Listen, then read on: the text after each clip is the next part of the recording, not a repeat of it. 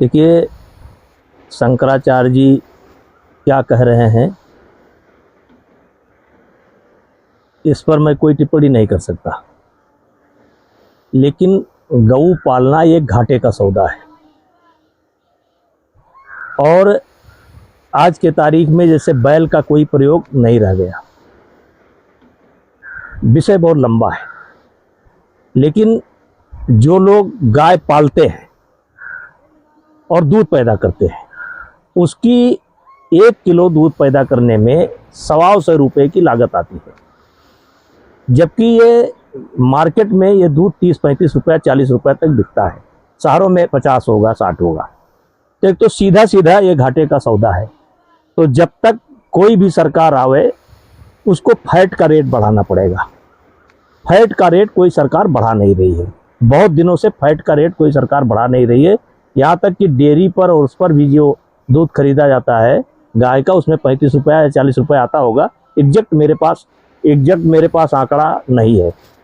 दूसरा, जब तक नकली खाद्य पदार्थ दूध से बने हुए, जैसे नकली पनीर, नकली खोआ या नकली मावा, नकली खोया से या दूध से बनी हुई मिठाई, नकली पाउडर, जब तक ये नकली घी, जब तक ये चीज़ें नहीं बंद होंगी तब तक दूध का दाम नहीं बढ़ सकता है।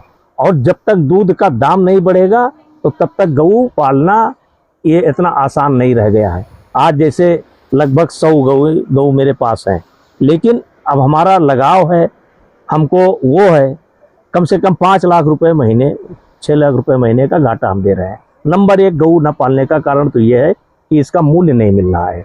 और मूल्य तब तक नहीं मिलेगा जब तक इससे बने हुए पदार्थ बैन नहीं होंगे, नकली पदार्थ बैन नहीं होंगे, तब तक नहीं मिलेगा। दूसरा, लेबर की समस्या आ गई। अब लेबर की समस्या इतनी है कि किसी गौशाला में कोई आदमी काम करने के लिए तैयार नहीं है। आज किसी भी गौशाला में अगर जा करके देखेंगे तो जिन सवर्णों को सरकार ने मान लिया है कि अरबपति हैं, सवर्ण है तो बड़े लोग होंगे, सवर्ण के बच्चे ही गौशाला में काम कर रहे हैं। विशेष करके ब्राह्मण समाज के बच्चे गौशाला में काम कर रहे हैं। आज जो समाज पहले गौ सेवा से जुड़ा था या गऊ के काम से जुड़ा था, वो बिल्कुल अलग हो चुका है।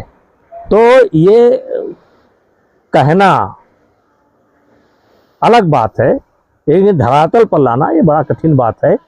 और तो इस पर मेरा सुझाव है कि जो लोग गऊ के रक्षा के लिए आंदोलन चला रहे हैं, ये फैट बढ़ाने के लिए आंदोलन चला रहे हैं।